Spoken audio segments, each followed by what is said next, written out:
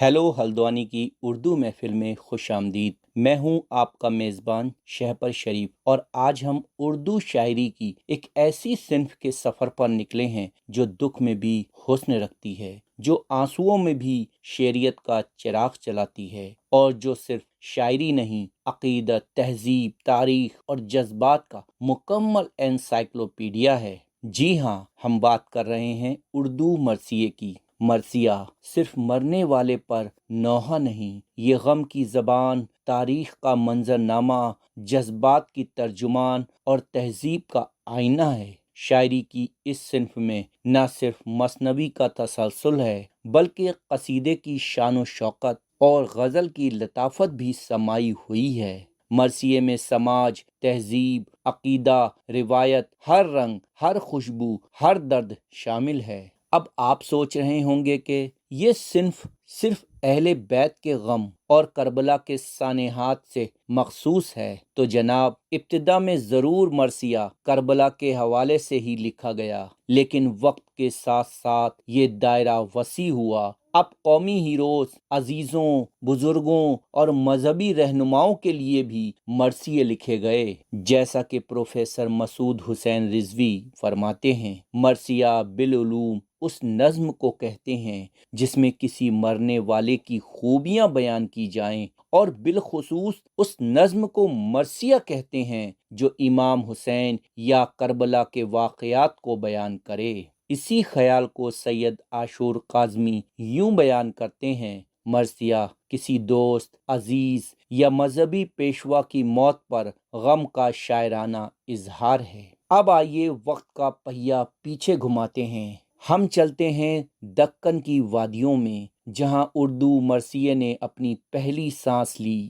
دکن کا وہ شاعر قلی قطب شاہ، جسے پہلا مرثیہ نگار مانا گیا، کچھ ناقدین اشرف بیابانی کو پہلا مرثیہ نگار مانتے ہیں، مگر قلی قطب شاہ نے اپنی شاعری میں جو سوز، جو بیان، جو تہذیب بخشی، وہ اسے اس صنف کا پہلا سنگ بنیاد بناتا ہے۔ اس کا مرثیہ بند کی صورت میں ہوتا تھا، 3 مصرے اور ایک ٹیپ کا مصرع، جیسے: ساتوں گگن آٹھوں جنت، ساتوں دریا ساتوں دھرت، ایکس تھے ایک آپس میں، آپ دو کرتے کاری وائے وائے، لوح قلم کرسی عرش قدسیہ ملک گلمان سب، بجلیاں بدل اڑ لاوتے ہیں، رات ساری وائے وائے، دو نور دیدے بی بی کے آخر، دیکھو کیوں دکھ دکھے، لہو میں لڑے پیاسے بھوکے، دیکھو یہ خواری وائے وائے،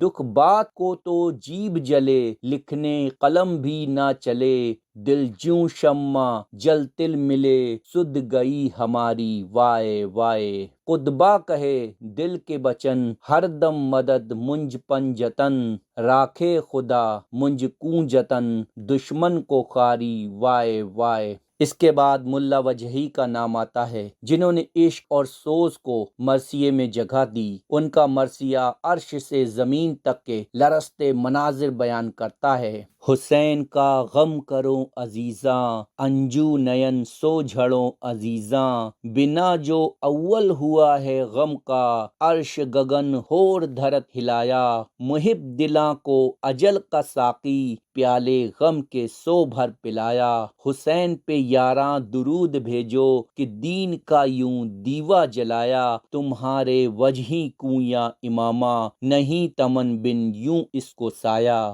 آئیے اب بڑھتے ہیں بیجاپور کی طرف، جہاں مرثیہ صرف ادب نہیں رہا بلکہ شاہی سرپرستی اور صوفی شعور سے وابستہ ہو گیا۔ یوسف عادل شاہ نے مرثیے کو اپنا مذہبی اور تہذیبی فخر بنایا، اور علی عادل شاہ اور ابراہیم عادل شاہ کے درباروں میں مرثیہ گوئی فن اور عقیدت کا حسین امتزاج بن گئی۔ اس دور کا سب سے درخشاں ستارہ تھا مرزا بیجاپوری، جس نے نے کہا میری زبان اب میرے اختیار میں نہیں رہی، میں اسے بزرگوں کی نذر کر چکا ہوں۔ واہ کیا جذبہ، کیسا خلوص، اسے کہتے ہیں فن کا وقف ہونا۔ اور پھر مرثیے کا قافلہ پہنچا آصف جاہی دور میں، جہاں ہاشم علی نے دیوان حسینی ترتیب دیا اور درگاہ قلی خان نے ایسے پر اثر مرثیے کہے کہ دل دہل جائے۔